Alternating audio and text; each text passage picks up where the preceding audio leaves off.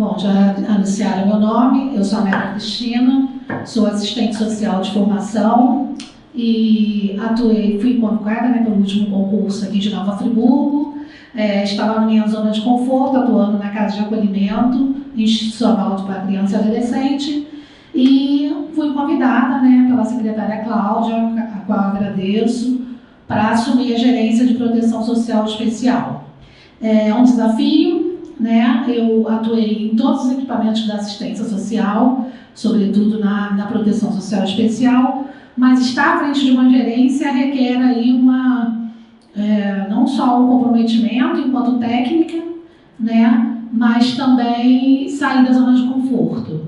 E isso tem sido bastante gratificante para mim, né? Haja vista que eu fui muito bem acolhida aqui pelos meus colegas, pela toda a equipe da Secretaria Municipal de Assistência Social, Direitos Humanos, Trabalho e Políticas Públicas para a Juventude. Quero agradecer o acolhimento, eu não sou de Friburgo, mas já me sinto friburguense, pretendo morar aqui, estou planejando isso. Bom, depois de falar da fala da minha colega Eliana Mafó, eu fiquei até nervosa, confesso. Na verdade, a perspectiva aqui da nossa fala é em relação ao Sistema Único de Assistência Social, os níveis de proteção básica e especial, e o que isso vai refletir, né, na prevenção e erradicação do trabalho infantil. Bom, eu trouxe aqui o símbolo, né, da campanha mundial contra o trabalho infantil, que é o catavento de 5 pontas, representando os 5 continentes, que tornou-se o ícone, né, pela luta e pela prevenção, não só a erradicação, mas também pela prevenção do trabalho infantil no mundo. E significa movimento, sinergia, articulação de ações permanentes, e traz ainda o sentido lúdico, né, da alegria. Porque criança tem que ser alegre, criança tem que ser feliz, né? Pelo menos é o que nós gostaríamos que fosse. O trabalho infantil institui uma das mais graves violações de direitos, né? Todos que passaram por aqui falaram sobre isso, inclusive das legislações, eu não vou me ater a isso, mas trago de novo ali uma simbologia também da campanha, que é uma das imagens, né, que instituiu o 12 de junho como o Dia Internacional de Combate ao Trabalho Infantil, e essa imagem que diz que criança não deve trabalhar, infância é para sonhar. Pode passar. A Rede de Proteção Social Especial do SUAS, que é o Sistema Único de Assistência Social, e PET. Bom, o PET ele sofreu um redesenho, né, a partir das incidências de trabalho infantil identificadas no censo de 2010. E aí ele vem com um reordenamento desse serviço, tirando aquele sentido que estigmatizava, né, as crianças que estavam em trabalho infantil e eram encaminhadas para os serviços. E nós tínhamos, na época, polos com identificação, né, programa de erradicação do trabalho infantil, e isso era muito ruim, porque tinha essa identificação e as crianças mesmo e os adolescentes não se viam naquele contexto. Eles não queriam ser identificados como pessoas, né, que estavam numa situação e foi tirada dali, que era a situação do trabalho infantil. E, a partir dessa readequação, o PET passou a integrar todo o trabalho, né, ofertado nos equipamentos da proteção social especial e da básica, né, já na especial, na perspectiva mesmo da violação do direito, mas encaminhando de verdade essa criança, esse adolescente e sua família para essa rede de proteção e também os encaminhamentos para serem acolhidos nos serviços ofertados na rede socioassistencial. Pode passar. Nós temos as ações estratégicas do PET, que a Eliana falou, do AEPET, que se fundamenta, né, em 5 eixos, e informação e mobilização a partir das incidências de trabalho infantil para o desenvolvimento de ações de prevenção e erradicação, identificação de crianças e adolescentes em situação de trabalho infantil, proteção social para crianças e adolescentes em situação de trabalho infantil e suas famílias, apoio e encaminhamento das ações de defesa e responsabilização e monitoramento das ações do PET. Eu não vou me aprofundar em falar em cada eixo, até por conta do tempo, mas o material também vai ser disponibilizado, e aí a gente vai tratar mais da questão do fluxo, que foi uma coisa que eu acho que é preciso que as pessoas entendam, né? A gente vai sair daqui com um nível de conhecimento mais alinhado em relação a isso, e minha proposta é que vocês, todos nós, sejamos multiplicadores, né, no nosso cotidiano. Pode passar, por favor. Bom, a Rede Municipal de Atendimento da Proteção Social Especial, ela está organizada dessa forma, aqui em Nova Friburgo, né, na média complexidade. É o Centro de Referência Especializado da Assistência Social, que é o CREAS. O CREAS, ele é exatamente isso, ele é um centro de referência especializado. Ele já trata das questões de violação de direito, diferente do CRAS, que é a porta de entrada da assistência social. Ele é territorializado, o CRAS, e o CREAS, não, ele é de âmbito municipal, ele atende todo o município ou a região, nos casos em que há o CREAS regionalizado. Porque, como a Heloísa bem disse, os equipamentos da assistência social, eles estão organizados a partir da perspectiva, né, de uma política pública, não de governo, mas uma política pública de Estado. Quer dizer, o que acontece aqui em Nova Friburgo vai acontecer no município, na zona, em todas as regiões, né, lá no Norte, no Nordeste, da mesma forma. Pelo menos deve ser ofertado da mesma forma. Então, o CREAS ele atende justamente aquelas famílias e indivíduos que já tiveram o seu direito violado. Então, a gente já vai trabalhar com a violação de direitos. E aí tem uma equipe especializada, né, para atender essa demanda. A equipe mínima, né, do CREAS é um coordenador, 2 assistentes sociais, 2 psicólogos, 1 advogado, 4 abordadores, no caso, a orientação que sejam nível superior e nível médio, aí o ideal seriam 2 e 2, e mais 2 administrativos, mais a equipe de apoio, né? Essa seria a equipe mínima, de acordo com a NOB-RH do SUAS. Para além do centro de referência especializado, que está a localização ali, que era na rua Carlos Magno, número 26, no centro. Nós temos também o Centro de Referência da Mulher, que também é um centro que trata da violação de direitos, né, com as mulheres e, por que não, meninas, adolescentes, na questão da violência sexual e todo tipo de violência contra a mulher, tendo ali o atendimento também especializado, com a equipe multidisciplinar, que também vai acolher essa mulher e fazer os devidos encaminhamentos. Temos ainda o Centro de Referência de Promoção e Cidadania da População LGBT+, que é a Hannah Suzart, acho que é essa a pronúncia, que também vai tratar da violação de direitos, do acolhimento de toda a população LGBT+, que sofre, né, por uma questão de preconceito, enfim, várias situações que resultam na violência e na violação de direito dessa população. Pode passar, por favor. Ainda na proteção social especial, falando mais especificamente do equipamento central, que é o CREAS, na média complexidade, a gente vai falar um pouquinho sobre quais serviços o CREAS oferta, de acordo com a tipificação nacional dos serviços socioassistenciais.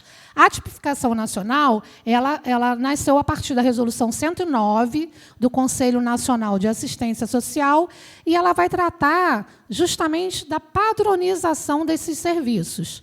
Como eu disse, da mesma forma que ele é ofertado aqui, ele tem que ser ofertado em âmbito nacional, em todos os lugares, independente do contexto, né, dos municípios, menores que sejam. No caso do CREAS, ele só é feito a partir de uma pactuação, né, e nem todos os municípios do Brasil têm o CREAS.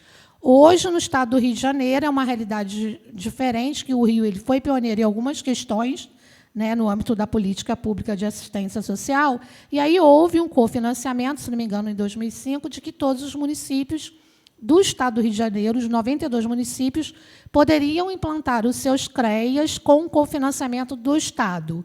E é o que acontece, a realidade ainda até hoje, graças a Deus, é essa.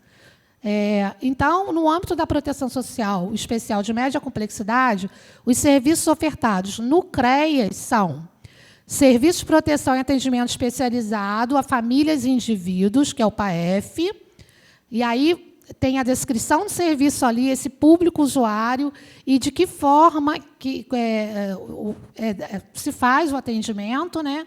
Também não vou me alongar, porque eu sei que fica cansativo ficar fazendo a leitura. Pode passar, por favor.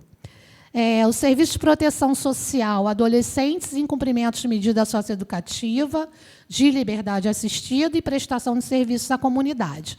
Esse serviço também é ofertado no CREAS, esses adolescentes são acompanhados, e aí, quando a gente fala de adolescente em medida, na maioria dos casos, são por conta de estarem no trabalho informal, quer dizer, no trabalho infantil, porque a maioria desses adolescentes estão fora da escola e estão a trabalho do tráfico, que é uma das maneiras mais cruéis de trabalho infantil.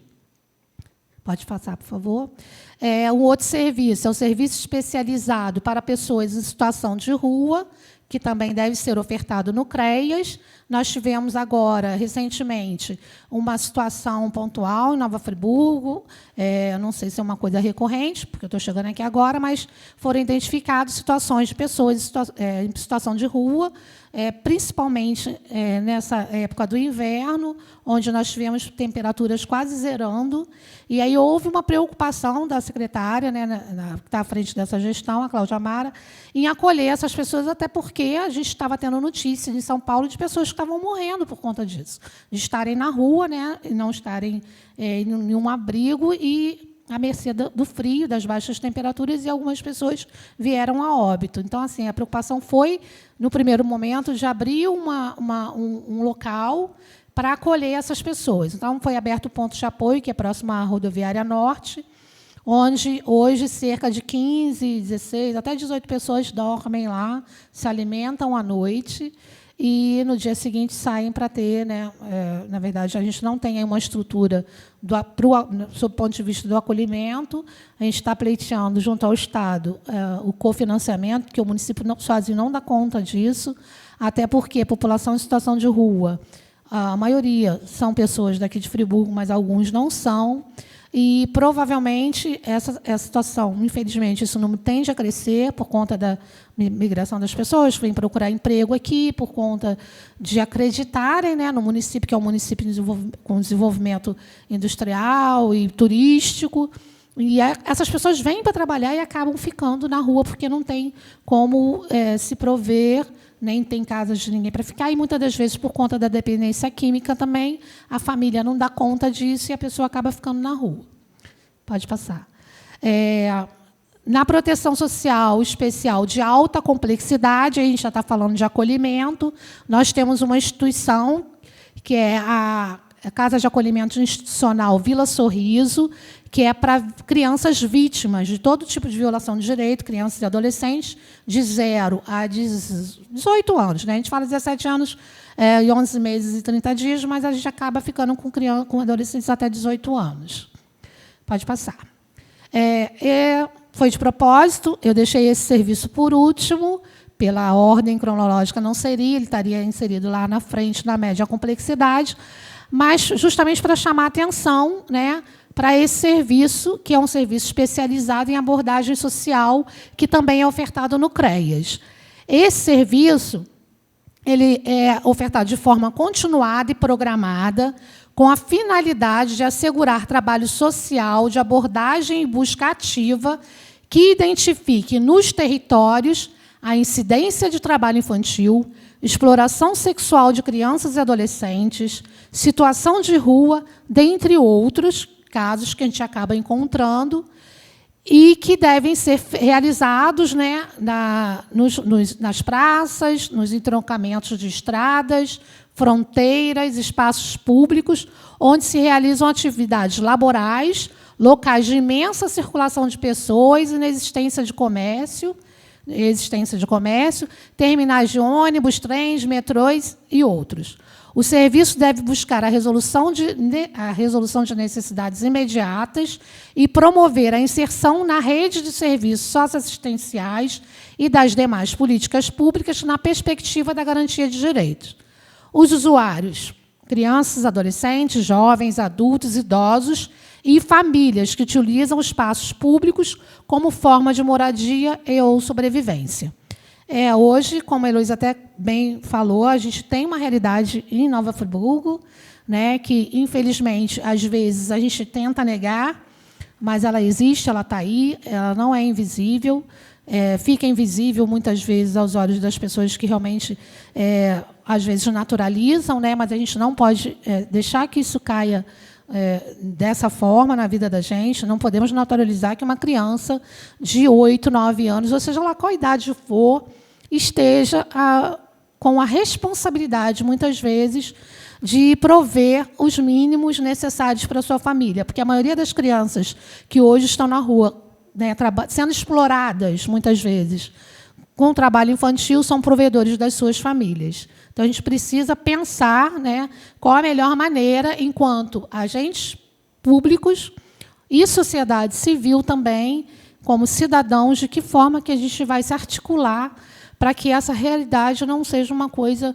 que nos causa dor, nos choque, mas que não nos deixe passar, né, pela vida desapercebidos, muitas das vezes mesmo ignorando. Nos grandes centros, essa população é uma população invisível, muitas vezes, porque as pessoas passam e não reconhecem ali a violação de direitos. Enquanto se trata de criança e adolescente, é muito mais cruel. Pode passar. Bom, o fluxo para a identificação do trabalho infantil. Esse fluxo é um fluxo que vem sendo debatido, ele não é uma coisa pronta, não existe uma receita mágica, não é uma receita de bolo mesmo, mas é um fluxo para a gente pensar a articulação para que a gente possa desenvolver um trabalho que realmente dê conta, ou que, pelo menos, dê a possibilidade de melhorar a vida dessas crianças e adolescentes, sob o ponto de vista de que elas realmente são cidadãs e pessoas, né, de direitos, detentoras de direitos, né?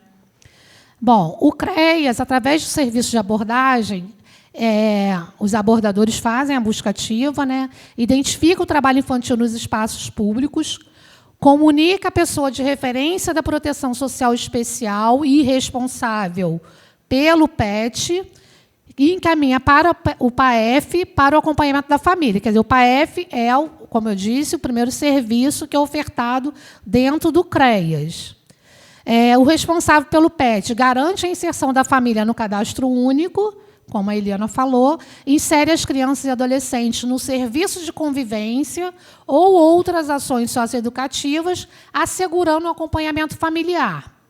O PAEF procederá ao acompanhamento familiar por, no mínimo, 3 meses, com vistas a contribuir para a imediata retirada de crianças e adolescentes, observando o cumprimento das condicionalidades de frequência ao serviço de convivência, à escola e para a saúde, proporcionando orientação e acompanhamento da família. Eu estou fazendo a leitura, assim, para ficar uma coisa bem didática mesmo, tá? O CRAS, após a intervenção do PAEF, a família deve ser encaminhada ao CRAS para o devido acompanhamento no território pelo PAEF.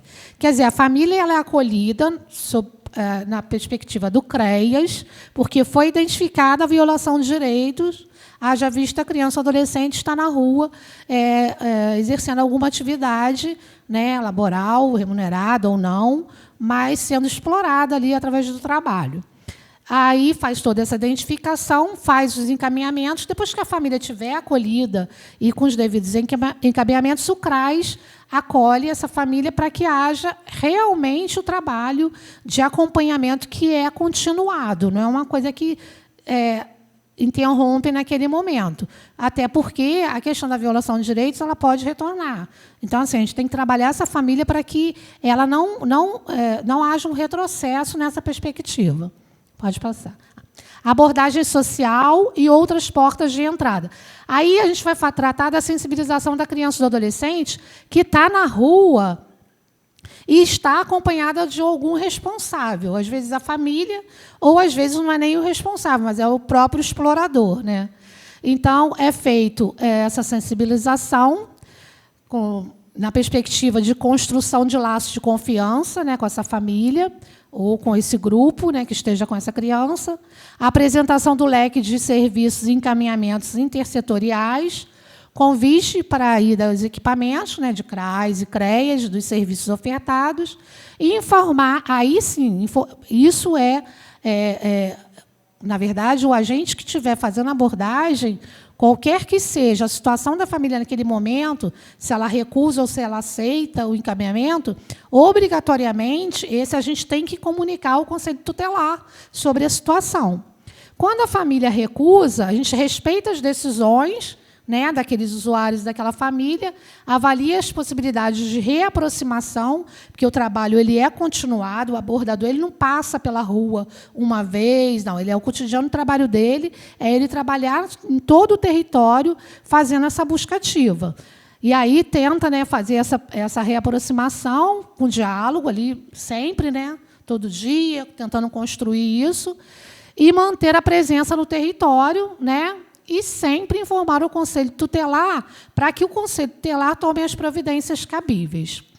No caso da família ou da criança ou adolescente que aceita aquela intervenção, identificadas demandas urgentes, né, incluindo de saúde e articulação com a equipe do PAEF. Porque, muitas das vezes, essa criança ou adolescente está a serviço do tráfico mesmo, e até por uma questão de dependência. Né, ele vem, às vezes, para prover a situação da família, mas também por uma questão do consumo mesmo da droga. E aí ele se endivida e fica na mão do traficante, e é um ciclo vicioso, ele não sai desse trabalho, né, entre aspas, e a permanência dele nos territórios, né, fazendo essa atividade, é uma coisa que o obriga, né, porque se ele já tem, principalmente se ele já tiver a dívida com o tráfico. Então, não assim, na verdade, não tem um trabalho social que dê conta disso. É muito desleal, totalmente desproporcional essa concorrência, né, da política pública com essa exploração, porque, muitas das vezes, essa criança, adolescente, ele vislumbra ali uma possibilidade de melhorar de vida, porque ele acha que ele vai alcançar os patamares aí, né, hierárquicos, né, da questão do trabalho, né, à frente, principalmente se ele estiver na comunidade dele. Tem essa questão do status, que não é só a questão da renda, muitas das vezes é a questão do status mesmo, dele querer ser ali o dono do ponto, da boca, enfim. E aí, quando ele aceita, a gente faz a inserção no cadastro único e sempre observando a marcação no campo 10, né, que quem é da assistência sabe, o campo 10 é uma marcação dentro do cadastro único, quando a gente observa a incidência de trabalho infantil com crianças e adolescentes. Porque isso é uma forma de mapear, dentro do nosso município, o índice, né, de crianças e adolescentes que estão sendo exploradas no trabalho infantil. O registro de relatórios, né, informações onde todas as vulnerabilidades sejam elencadas, incluindo o trabalho infantil, o tipo de trabalho, de que forma é que ele se dá no território. E aí, o início do acompanhamento e a construção do plano de atendimento familiar no âmbito do PAEF, porque, como a Eliana falou, a gente também constrói um plano, né, de acompanhamento familiar, a família precisa aderir a isso, porque não é fácil para a família também, quando ela, muitas das vezes, a gente traz a reflexão, a família, quando entende o que está acontecendo, né, que muitas das vezes a família realmente não se vê, né, como uma família que está sendo sustentada por uma criança que está exercendo uma atividade que é insalubre, né, que está tirando a saúde dela, que está tirando ela do desenvolvimento, né, saudável. E aí, quando a família percebe isso, quando a gente consegue trazer essa reflexão, a gente consegue construir um plano, minimamente, com essa família familiar, para a gente poder fazer o acompanhamento, que aí vai desde a inserção mesmo da criança na escola, a questão também dos outros serviços de convivência e fortalecimento de vínculos, o acolhimento dessa família e a identificação das vulnerabilidades da família, que vão desde a questão do desemprego e a inserção em outros programas, serviços e benefícios da assistência social, né, e incluindo o acolhimento institucional, se necessário, quando a gente vê que a família não está dando conta né, daquela situação ali vivenciada por sua criança e adolescente. Na verdade, o acolhimento institucional ele deve ser a última opção, né, porque tirar a criança ou adolescente do contexto familiar, quando há um convívio, realmente é uma coisa que traumatiza, causa danos irreparáveis, mas também, sob a perspectiva da proteção, a gente tem que pensar o que é melhor para aquela criança ou adolescente naquele momento. Pode passar, por favor. Quando há recusa, né, a gente falou da aceitação, mas quando há recusa, eu volto a dizer, as decisões devem ser respeitadas, mas, no caso de criança ou adolescente, tem que encaminhar para o Conselho Tutelar para que ele tome as providências cabíveis. Pode passar. Quando a criança está desacompanhada na rua, também é feita abordagem, né, sensibilização, e aí é um pouco diferente, né, a criação de parcerias com pessoas do local para a criação de vínculos com a criança e adolescente. Porque se a criança percebe que a gente está observando e que vai haver uma intervenção ali, ela vai fugir daquele espaço, daquele território, e vai tentar migrar para outro para fazer a mesma coisa lá, até que ela se sinta segura para continuar fazendo o que ela estava fazendo. Né, quando ela percebe que ela está sendo observada e que ela entende realmente que aquilo ali é uma coisa errada, né, porque muitas crianças também não sabem. E aí a gente precisa fortalecer a rede, quer dizer, vai desde os comerciantes, as pessoas que moram naquela localidade, até para observar mesmo e ver se aquela criança permanece ali, para a gente conseguir acolher e talvez fazer a busca ativa da família e tentar minimamente ali um acordo, né, porque não é só a responsabilização da família, mas também trazer essa família, né, no contexto da política pública, para que ela tenha também, seja sensibilizada e possa refletir sobre isso que está acontecendo com a família dela. E aí, informar obrigatoriamente o Conselho Tutelar sobre a situação e convidar, então, para o CREAS o equipamento de referência. Também pode haver a recusa da criança ou do adolescente, e aí também respeitando as suas decisões e mantendo sempre o Conselho Tutelar, né, nesse fluxo, porque ele é o órgão garantidor dos direitos da criança ou adolescente. Né, ele que vai fazer cumprir o ECA, e resguardar ali os direitos, né, dessas crianças e adolescentes. E, mais uma vez, quando aceita a tentativa de identificação das demandas urgentes, incluindo de saúde, articulação com a rede, com a equipe do PAEF, fazendo os relatórios, as informações elencadas, incluindo o trabalho infantil, tentativa de vinculação da família e inserção no cadastro único, o cadastro único ele é apenas para famílias ou pessoas acima de 16 anos, quer dizer, só como responsável familiar, só podem pessoas acima de 16 anos, e crianças acompanhadas não são inscritas. Na ausência da família, acionar o Conselho Tutelar para solicitar medida protetiva de acolhimento. A equipe da unidade de acolhimento desenvolve o plano individual de atendimento, que é um outro instrumental, a vinculação comunitária e o encaminhamento para outras políticas setoriais. Aí já está falando da criança que já está no acolhimento, que também vai ser feito o PIA, né, que é o plano individual de atendimento. Na nossa rede, nós temos uma instituição de acolhimento para criança e adolescente, na rede pública, né, que é a Casa de Acolhimento Institucional Vila Sorriso. A capacidade de atendimento é de 20 crianças e adolescentes. Nosso quadro atual hoje são de 13 crianças e 7 adolescentes, com um caso de incidência de trabalho infantil. Pode passar.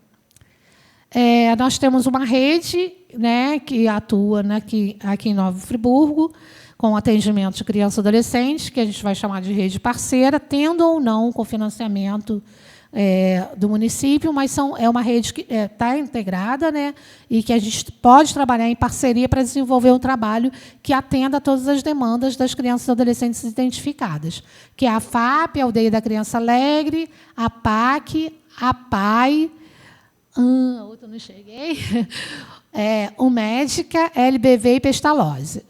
Faltou alguma? Não sei se tem alguém aqui da rede privada, não, né?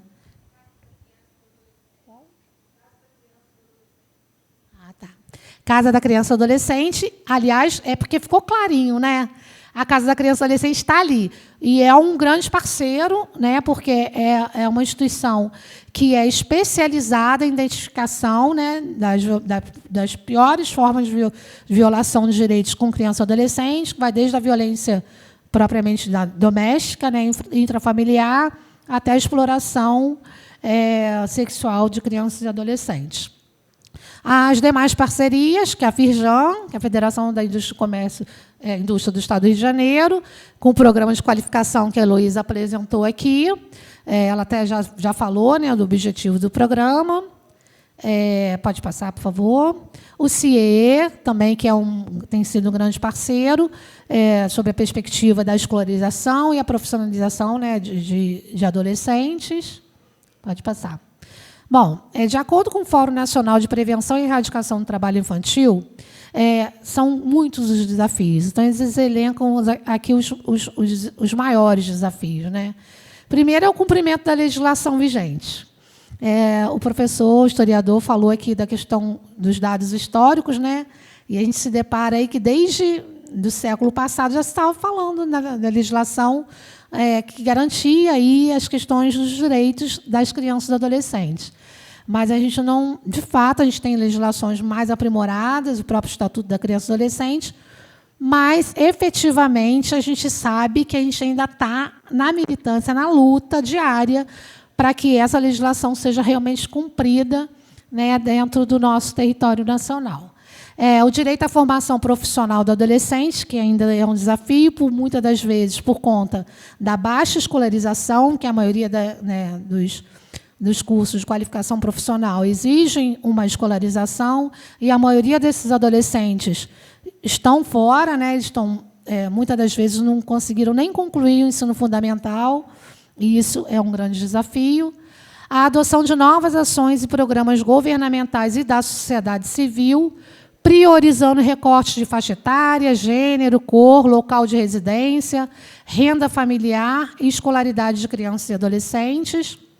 O investimento em políticas públicas de proteção, promoção e garantia dos direitos da infância, o comprometimento do sistema de garantia de direitos com o enfrentamento ao trabalho infantil, a adoção de medidas eficazes para o cumprimento da meta 8.7, dos Objetivos do Desenvolvimento Sustentável, de eliminar todas as formas de trabalho infantil até 2025. E isso trata, né, de uma resolução que foi adotada pela Assembleia Geral das Nações Unidas e foi eleita, né, por unanimidade, que elegeu o Ano Internacional para a Eliminação do Trabalho Infantil, que seria em 2021, e pediu que a Organização Internacional do Trabalho assuma a liderança em sua implementação. A resolução destaca os compromissos dos Estados-membros em tomar medidas imediatas e efetivas para erradicar o trabalho infantil, o trabalho forçado, acabar com a escravidão moderna e tráfico de seres humanos e assegurar a proibição e a eliminação das piores formas de trabalho infantil, incluindo o recrutamento e uso de crianças soldados até 2025. Acabar com o trabalho infantil em todas as suas formas, como está na meta 8.7. A sensibilização e comprometimento de governos, trabalhadores, empregadores, sistema de justiça, organização de sociedade civil, organismos internacionais e parceiros estratégicos para a eliminação de todas as formas de trabalho infantil até 2025. Principalmente também não criminalizar a pobreza, né, porque a gente lida com isso, com essas questões de vulnerabilidade socioeconômica, e não podemos dizer que as famílias pobres têm mais filhos só por conta do Bolsa Família, e outros clichês que a gente ouve e a mim toca profundamente, porque a realidade é bem diferente. Pode passar, por favor. Eu identifiquei como desafio, nesse primeiro momento, são vários, como eu listei ali, mas os principais, nesse momento, para a gente poder tentar minimamente implementar esse fluxo de atendimento, né, na execução mesmo ali da nossa atuação na ponta, né, dos serviços socioassistenciais, que vai desde o diagnóstico, né, a análise situacional do trabalho infantil aqui em Nova Friburgo, porque a gente não tem dados consistentes, haja vista a falta de sistematização de informações anteriores, né? Então, a gente não tem como mensurar isso agora, então a gente precisa se debruçar e fazer isso, é o dever de casa. Implementar o fluxo para a identificação do trabalho infantil, porque a gente sabe, a gente pode, de repente, construir junto, convidar, conclamar, e a sociedade civil também para participar nesse processo. e articulação com o sistema de garantia de direitos e demais setores. A gente precisa trabalhar articulado, ninguém faz nada sozinho. A política pública de assistência social ela fica num patamar de exclusão, digamos assim, diante de uma situação terrível que é o trabalho infantil, nas suas piores formas, e aí eu estou falando do tráfico de drogas. É muito, como eu disse anteriormente, cruel competir com isso, mas a gente não pode desanimar. A gente precisa articular melhor a nossa rede, o nosso trabalho, ver o que cada um está fazendo. E aí, é claro que é importantíssima a sociedade civil organizada, não só na perspectiva da oferta de algum serviço, mas enquanto cidadãos mesmo, associações de moradores, instituições religiosas, e, enfim, comerciantes todos nós precisamos nos articular para a gente conseguir avançar. E aí eu deixo para vocês essa reflexão, vamos precisar de todo mundo. Pode passar o outro, por favor? Esse é um desafio também, criança para brincar, não é para trabalhar. Pode passar. Outra reflexão também, a criança está pensando nos que estão brincando com a bola que ele está produzindo. Pode passar. As referências, né, porque eu fiz uma pesquisa, claro que eu usei vários materiais para poder chegar a esse material. Muito obrigada. Eu espero, de fato, né, contar com todo mundo aí nessa luta diária do nosso exercício, né, não só na nossa vida profissional, mas na nossa vida mesmo cotidiana. Muito obrigada. Temos perguntas? Está respondida a pergunta do chefe da DEAN? Sim? Temos perguntas? Eu tenho uma pergunta, então, para a gente, antes de encerrar. Eu queria entender como é que funciona e como que se aciona a equipe técnica do Conselho Tutelar e os conselheiros tutelares para situações flagrantes de violação do direito das crianças e adolescentes. Então, a Carol falou aqui do equipamento, né, que existe um espaço físico, né, ela deixou o endereço, e tem também os telefones, né, de plantão do Conselho Tutelar, tem o telefone que é na unidade e tem o celular também que pode ser acionado. Eu vou ver se eu tenho aqui na minha agenda. Tenho certeza que eu tenho. O ideal seria, eu não sei se vai haver esse momento, mas, de repente, convidar algum conselheiro tutelar até para falar da realidade aqui, né? Eu não diria nenhuma dinâmica dessa de docência, não, mas, enfim, falar mesmo do quanto é difícil também atuar como um conselheiro tutelar. Porque o conselheiro tutelar ele tem uma atribuição muito importante, mas ele não é o mágico, né, que tira da cartola ali todas as soluções. O que ele faz é, primeiro, garantir o direito da criança e adolescente e depois articular com a rede para que a rede faça o seu papel. Então, o Conselho Tutelar tem que garantir que, se a criança está na rua, por exemplo, desacompanhada do seu familiar, que ele encaminhe para o serviço de acolhimento, seja atendido pela equipe de referência do equipamento, e depois tem que localizar a família, encaminhar a família para outros serviços, porque, como eu disse, não é criminalizar a pobreza, porque, muitas das vezes, ou na maioria das vezes, ou 99,99% dos casos, as famílias dessas crianças e adolescentes que estão a serviço não só do tráfico, mas estão sendo exploradas, muitas vezes, na rua por alguém que nem é da família dele, é por uma questão socioeconômica, é por falta de dinheiro mesmo na família. Então, ele precisa prover. Agora, o telefone de plantão é o 22, né, 998-72-9468. Esse é o telefone de plantão do Conselho Tutelar. Obrigada, Eliana. Tem também o fixo 2543-6200. Deixa eu só aproveitar. Lá atrás, na hora de vocês assinarem a frequência, nós deixamos um kit de cartilhas. Né? São cartilhas que foram elaboradas lá para a secretaria, adquiridas, né, pela secretaria, e a gente está fornecendo para vocês. Tá bom? Querem que repete? O número do plantão do Conselho Tutelar?